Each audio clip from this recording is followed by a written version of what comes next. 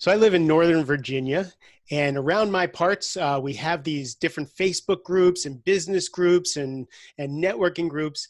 And I started to hear about this other executive coach, this leadership coach that was in my territory, in my world. And I couldn't, I all I heard was wonderful things about this guy. So of course I had to check him out, and I went in to see, who is this guy? And that's where I found Daniel Diaz. His bio is that he's a speaker, he's a life mastery coach, he's got a focus on peak performance mindset, habit. He helps you with creating better habits, better uh, ways to change and grow, and all the stuff that we all know coaches to do. What I loved about Daniel is he's the real deal. He has an origin story. He isn't just one of those positive guys who talk peak performances. He lost it and fought his way back, has the scars, now a new baby and a wife and just a beautiful life. But I wanted him to come on and talk about those things that we talk about here, the scars that we get to midlife. So Daniel, thank you for being on the show. Yes, Mark, thanks for having me, man. I'm really honored to be here, and this is gonna be a lot of fun. I I'm appreciate it excited. because I watch your video. Your videos are just and I'm going to put links to your Facebook page and everything so people can follow you. Your videos are so infectious, Thank you. and you got such a positive energy that I just appreciate having you here. Thank you. Mostly because I was following what you said. You just got back from a trip for an endurance event. Tell me Yeah, about that. yeah. I just got back from Montana. We did 21 miles across Glacier National Park, um, and it was incredible. 21-mile run, 8,000 feet in elevation. Like the absolute, it was a life-changing experience for sure. So what I really was curious about is what led up to that. Because if anybody looks at you on Facebook now, they're like, there's this ripped guy, new baby, positive as all get out. And that wasn't the case. That, this was re-earned on your part. So tell me Yeah. your origin story. Like take us back to what brought you to the tough spot, and then we'll talk about how you brought yourself out. Cool, man. Yeah, absolutely. I've always been athletic and I've always been a guy that's into physical fitness, but 12 years ago, hurt my back, herniated disc, kind of changed everything. And I didn't adapt to it. I didn't listen to it. I didn't learn from it. And I just kind of did this seesaw, like, I'm good. I'm going to go do my thing. And then I would get hurt and then I would be out and I'd go up, get back good and then be out. Back pain And is so debilitating. I had epidurals. I had to get mm, epidurals every few months just to be able to stand up. I remember that pain. So we're not just talking about like a little ache. You had real pain that changed your lifestyle. yeah, and I'm sure you totally get this.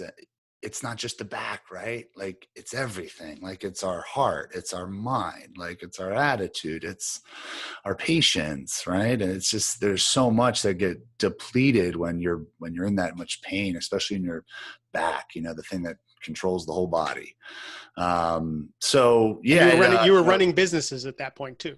and I was running businesses at that point. I had started a food truck, so I was on my feet all day. And that turned into restaurants. And there was times where I worked through the pain, and there was times where I couldn't do anything. Like I had to lay down on the ground. There was times I laid down outside the back of the truck. Like, okay, if I lay straight enough, everything will line up, and I'm gonna be okay, and I can get home. In between epidurals, once I had a job interview at Dulles Airport. The guy was flying in, said, "Meet me at this Starbucks at Dulles Airport," and walking from the parking lot to the Starbucks, I had to sit down every 25 yards. So I'm in a Hugo Boss suit, right, with my briefcase and everything, and I'm sitting on the curb in the parking lot. Then I'm sitting on a stair in the airport, and I get there and I'm soaking wet and I'm white as a ghost. And he's like, "Dude, you okay?" And he gave me the job right then and there. He says, anybody who will crawl here for a job interview can have the job. So I Love totally it. get it. I love it. New tactics on how to get a job. I totally can appreciate that feeling and that long walk from the car to the the house, the building, whatever. Ooh, man, that can be a tough, debilitating, So I can emasculating. only think about trying to run your business, trying to be on your feet all day in the truck, and then finally getting some relief. Yeah, yeah, absolutely. And so, ultimately, last year we had a baby. I had this rapid. I had this. It was like they ran this contest. Paige Hathaway, big fitness girl, was like, "I'm going to run this $10,000 contest, best transformation in 5 weeks." And I was like, 10 grand, new baby. I was I've like, done let's Tony go. Robbins. I can do this. Yeah, right. I was like, let's go. I was like, I'm ready. I was, let's just do it, And I did, and I just I went all in. I actually placed third, and I'd made this major transformation, and then I just stopped making good decisions. I just and I think the easy course is a lot of people. Well, you had a baby and you did this, but that's not it. It has nothing to do with it. Like, I made those choices on what I was going to eat each day, and eventually it started to build and it grew in the inflammation. So hold on. So let's I want to slow you down because we were Sure, talking before I turned on record that you had this contest that you wanted to be. So those are always really good motivational sure, tools, right? I was depressed and suicidal and I wanted to run the Marine Corps marathon, right? And I did it, but the consequences were horrible. So you yeah, went and did this fitness thing and you did really, really well, but that I didn't did. change everything. It didn't. It didn't. I didn't.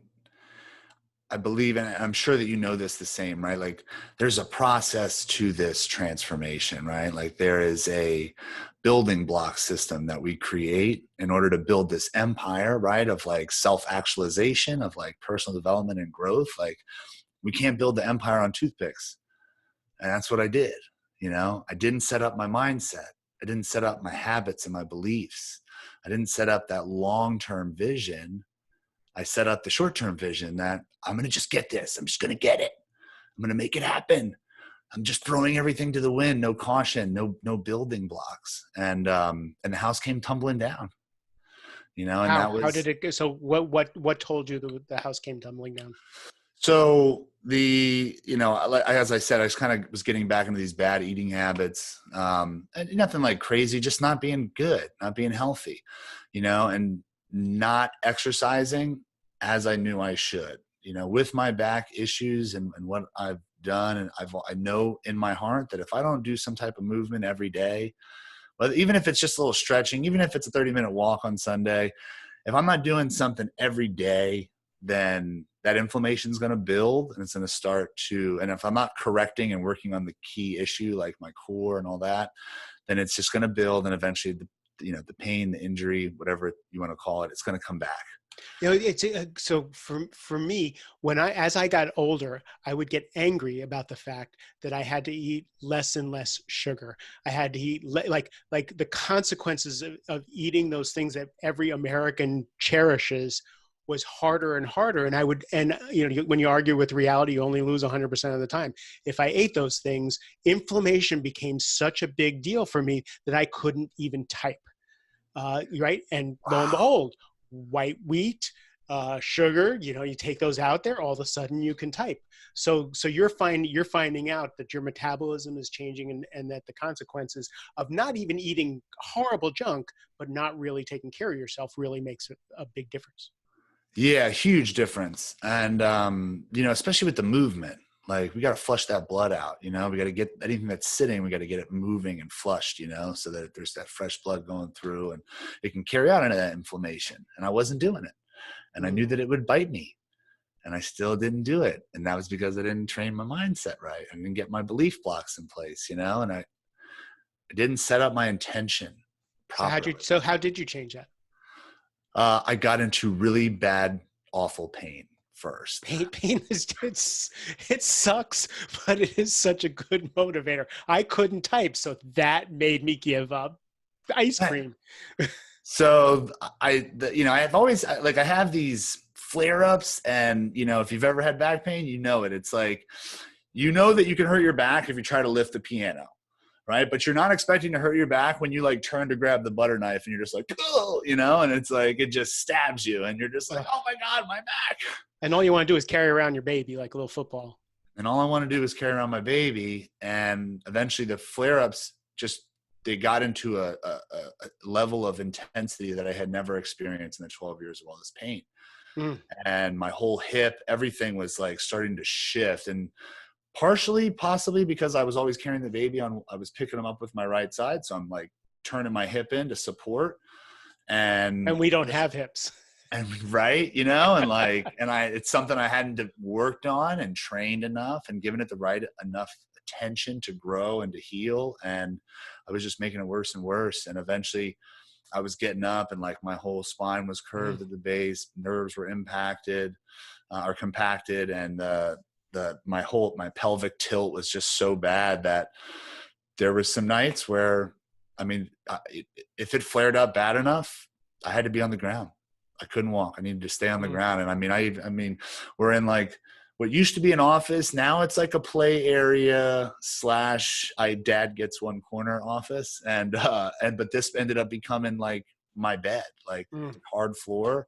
And I slept down here, I don't know, 60 or 70 nights last year. And,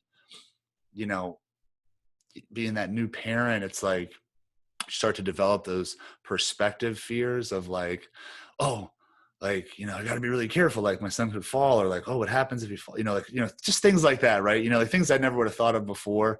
And I started having these fears now of like, oh my God. And I'm on the floor and I'm like, well, Jesus, if something were to happen, my wife got hurt, like, right. What can I actually do right now? And that pain, that fear was the most debilitating, more than my back. That was the scariest thing, was that what would you do, Dad? What would you do, Danny, if something happened right now? What can you do? And that effed me up. Yeah, I hear it. That effed me up. That was tough.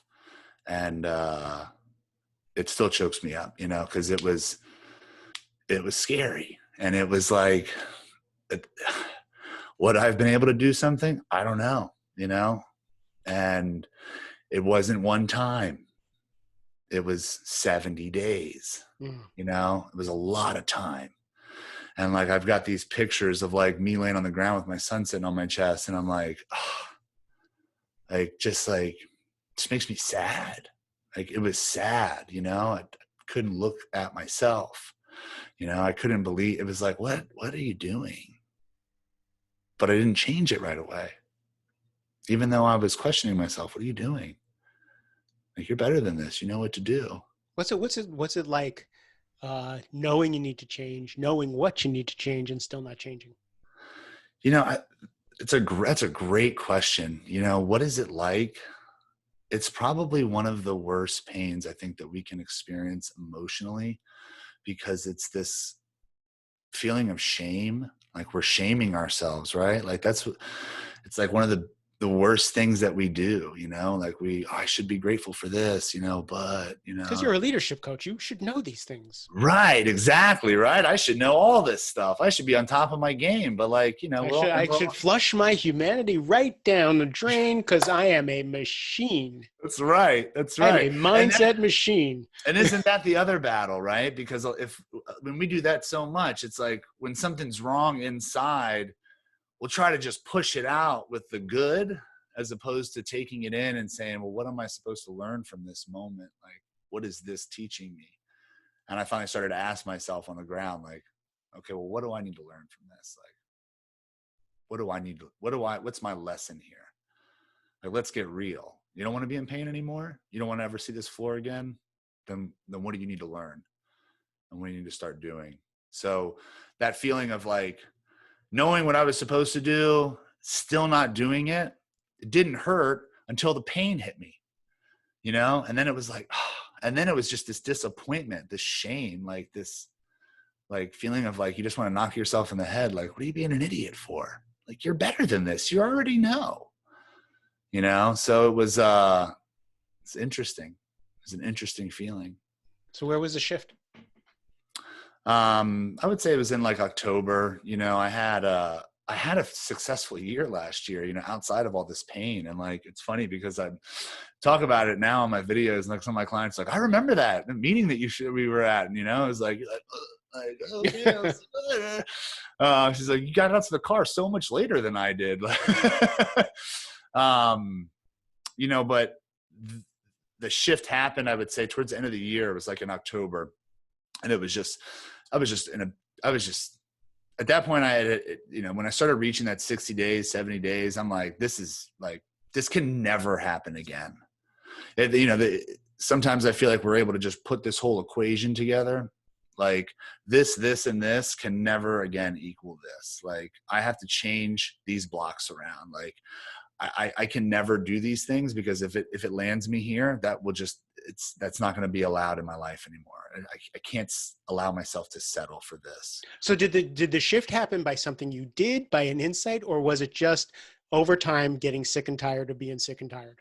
Well, it was an insight. I mean, the one thing I will attribute to the personal growth and the personal development and the coaching and all the work is that when the downs come up here, I'm usually able not to sit in them as long. And that's why they're able to, I can get them up. I can say, okay, this is what I got to do. But so it was, in an instant, I don't know, but it was in an introspective moment where it was like, you know what, I really need to just make a decision and think about what I want to do here.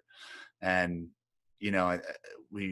we've studied so much, we've learned so much, and there's so much information logged down here.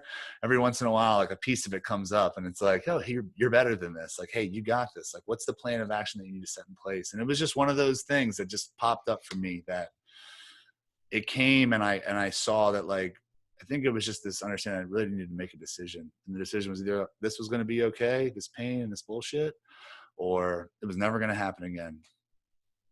And what was the decision? It was never going to happen again. And that was it, man. I remember laying there and being like, there was just like things I wanted to do around the house, extra projects I wanted to work on. And it was always being cut back. And I remember laying on the ground and saying to myself, like, when this gets better, I'm going to do every single one of the things that's on my list, that's in my heart, that I want to do. And I was like, and I'm never going to be in this place ever again. I'm going to give up the ego. I'm going to give up working out in some way that I want, or something that I want to get, like some type of aesthetic look or something like that. I'm going to give up everything and just train exactly what I need to do to take this pain away, to strengthen that area that's been neglected. Right. And I'm going to do laser focus on that space. I was reading the story of your rehabilitation of yourself. And you were saying you made friends with the things that you needed to make friends with in order to exercise those weaknesses and really fix your body. Tell me more about that. Yeah, I made friends with what I needed to make friends with. I made friends with the exercises I never really wanted to do. The stuff that didn't make me necessarily break a sweat or feel like I was being pushed.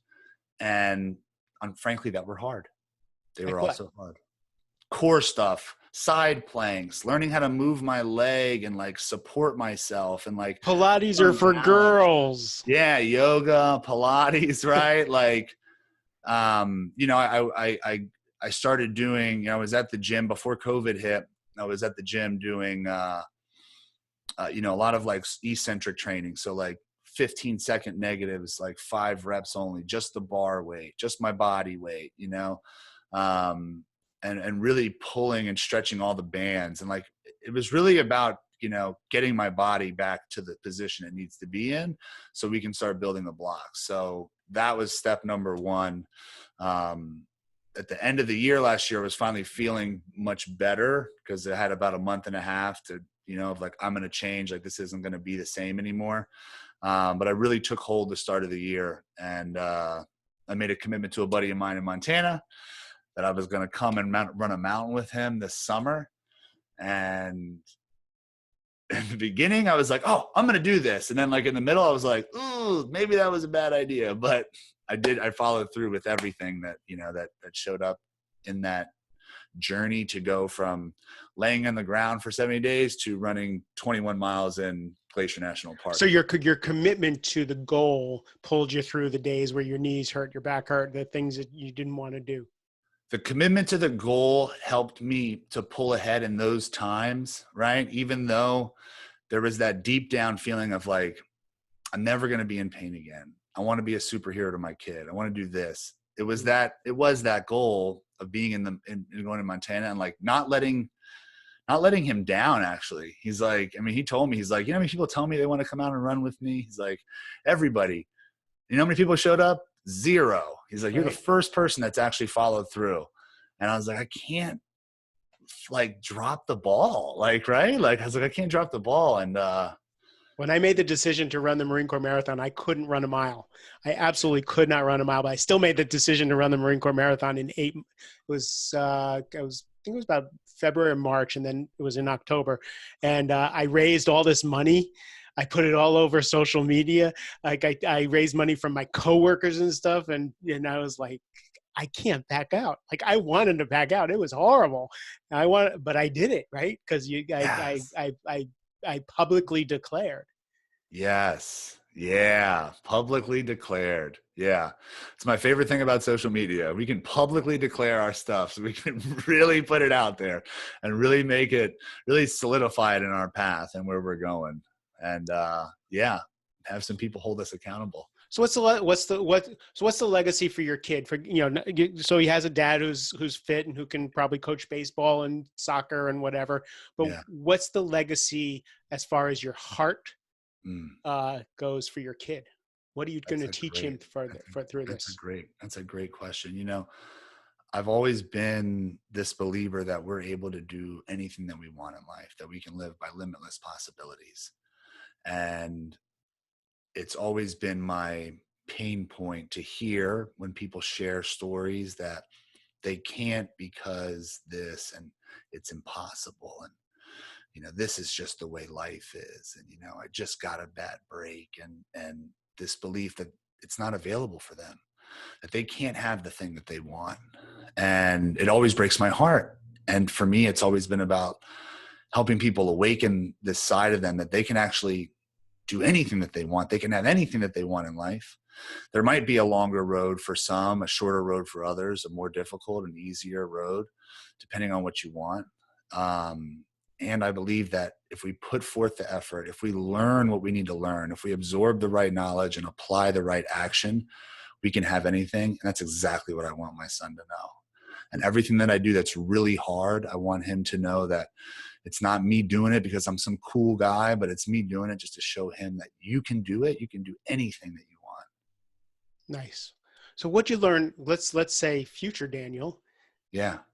his knee starts to hurt, or his Yeah. back starts to hurt again, Yeah. or some part of the equation isn't going exactly as planned.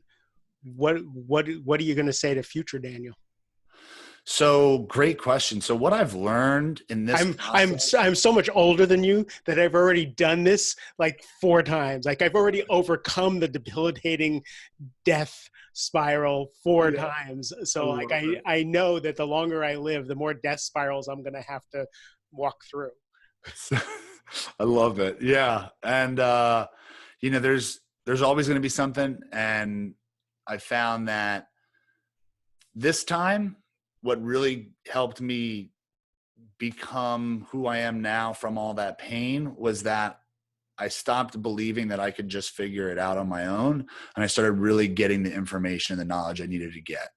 And I just dug deep on the knowledge and really absorbed what I felt was going to be the best fit and the best change. So like the eccentric training, you know, the understanding that my posture and my breath work and all this stuff has got to change, because it's not just this pain in my back, you know, it's an issue with the gait in my foot and the flexion of my big toe. Like, you know, there's certain things that are going to cause knee pain to flare, and there's certain ways that I'm going to land or hit on my foot when I run that's going to cause my hips to get inflamed more. So I've really committed to training in a way where I get to learn and understand every part of what moves my body, how I can push it, how I can make it stronger, better.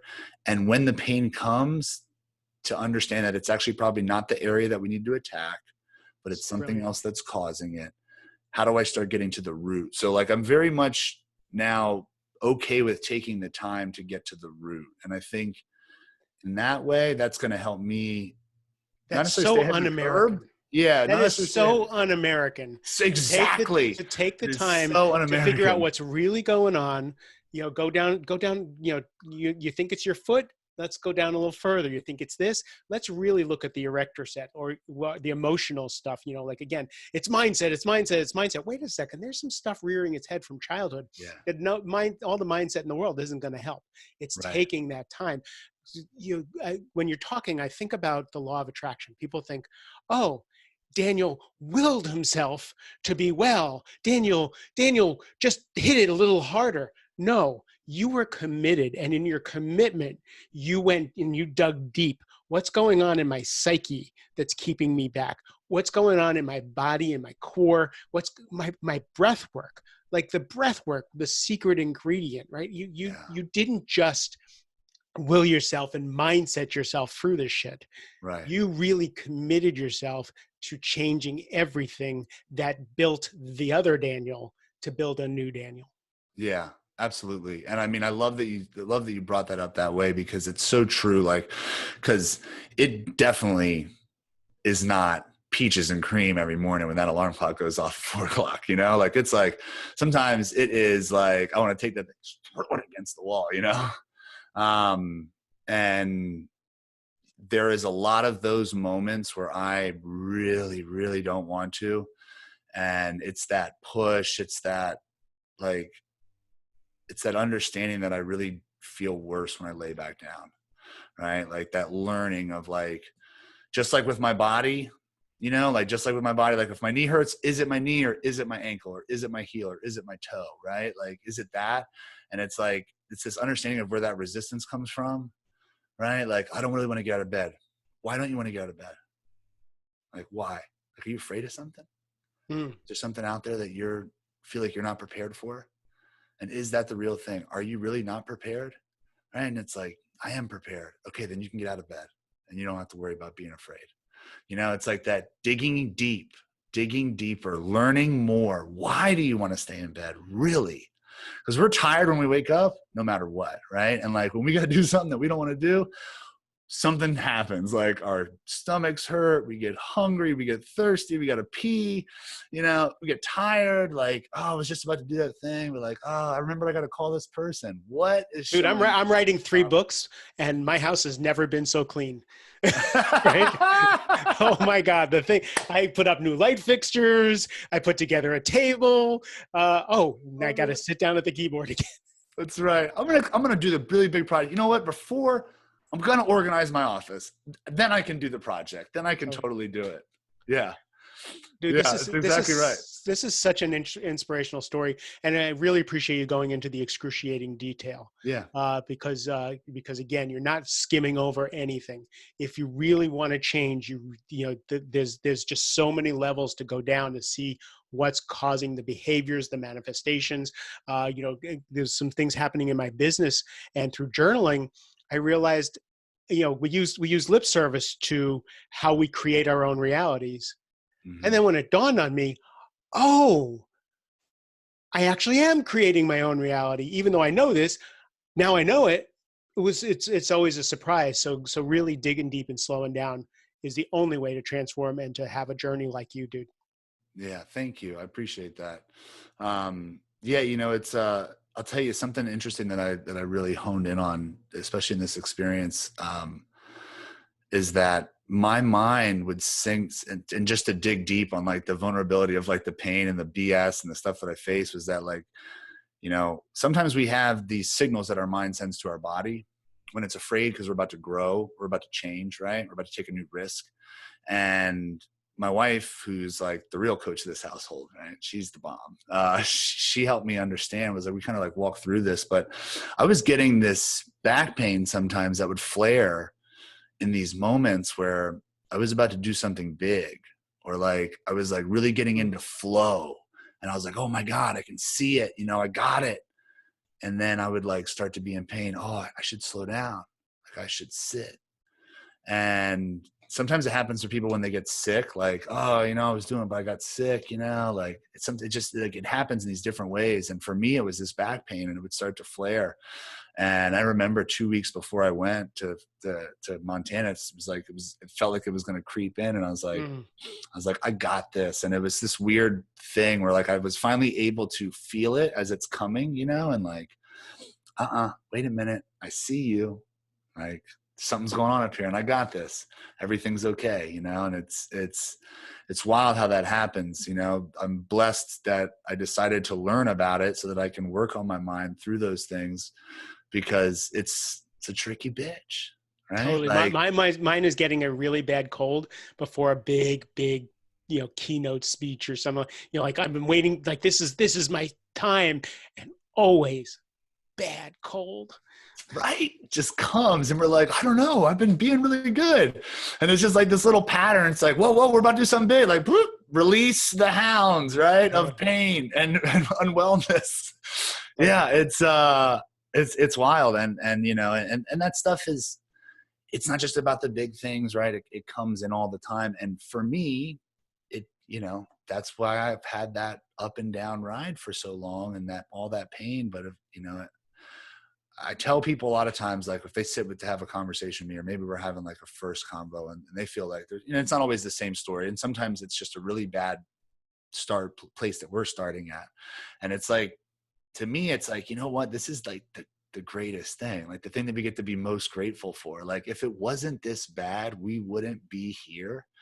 And it was the same thing for my back. Like, if it wasn't as bad as it was, where I felt helpless to help my family if they were in need, it took the most emasculating feeling, and like just an awful feeling, right? And just sadness and weak and all that.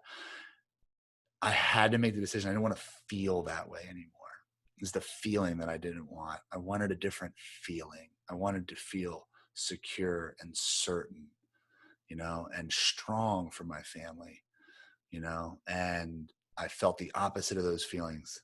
And it's that I had to leave. And I also feel like, you know, law of attraction, right? Like, directions we want to go, like we have to feel the feeling, right? So that we can bring it in, you know, and like own it. Like, this is how I want to feel.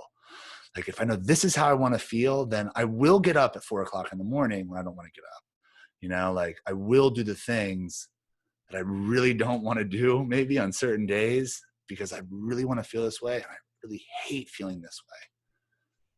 Beautiful. Got it. So what are you excited about now? What's next for you? Well, we are moving to Arizona in like 3-4 weeks. Did you get the That house? You've been putting on social media for everybody to pray for your house. I'm waiting. I mean, and it's so funny because I got like 3 people that hit me up like, are you buying a house? You didn't call me and tell me. I'm like, I'm just renting a house. I'm like, I just found the perfect place though. Like, I know that this is what we want. So, what's on the books, you know, we're going to jumpstart my wife's art career, who has been just blasting off lately. I saw it. I was wondering if she was buying that art or creating it. It's gorgeous. She's been she's been painting her whole life, but it's just been for fun, and it's been like this Gorgeous. sporadic thing, right? And it's amazing. She's incredible. And during COVID, she was like, you know what, I'm going all in. And it was just like the most magical moment, like for all of us, like, and she just leveled up. And I mean, it's always been as a team, you know, as a unit, that, you know, like we wanted to see this part of our family unit grow. Like, my wife has this special gift. She's so amazing. Like, it's so time for you to shine. And like, they have this huge art community in Scottsdale, Arizona. I didn't even realize it. It's like Totally. Miami, LA, New York, Scottsdale. And so that's a huge reason. We're ready for a change in environment, scenery, weather. We got some good friends out there. And, you know, ultimately, man, my next moves are to go out there. I've got some collabs. I've got some retreats that I'm planning for next year, some men's retreats. I want to start doing some men's groups. Ultimately, I see a Peak Life Now center in the future, and working on doing some cognitive supplements with some friends, and then the book. So big things on the horizon. Nice. Where can people find you? People can find me. My website is imdanieldiaz.com. If you want to check out some great free content, you can check out my Facebook page, facebook.com/Daniel Diaz Life Coach. I do live content on there. There's a bunch of videos saved, so you can go on and check out any of them.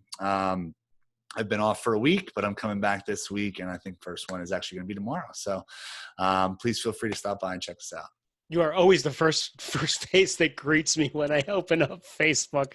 It's uncanny. It's like, That's oh, awesome. there's my daily dose of Daniel. It's amazing. So I'll put all those links in the show notes so people can find you. Great. Dude, Cool. I so appreciate you sharing your story, the wisdom you gained, and I Thanks, wish you Mark. luck on your move. Thanks, man. I Thank you for appreciate being it. here. Yeah, absolutely. And thank you for having me. Thanks for all the work that you do. So to all of you who are listening, again, I just love you. I appreciate your time and your attention. It is precious to me. Take good, take good care of yourself. Love one another. God, I sound like a Hallmark card, but you guys know that's what I think about. That's what I care about. Have a great rest of the day.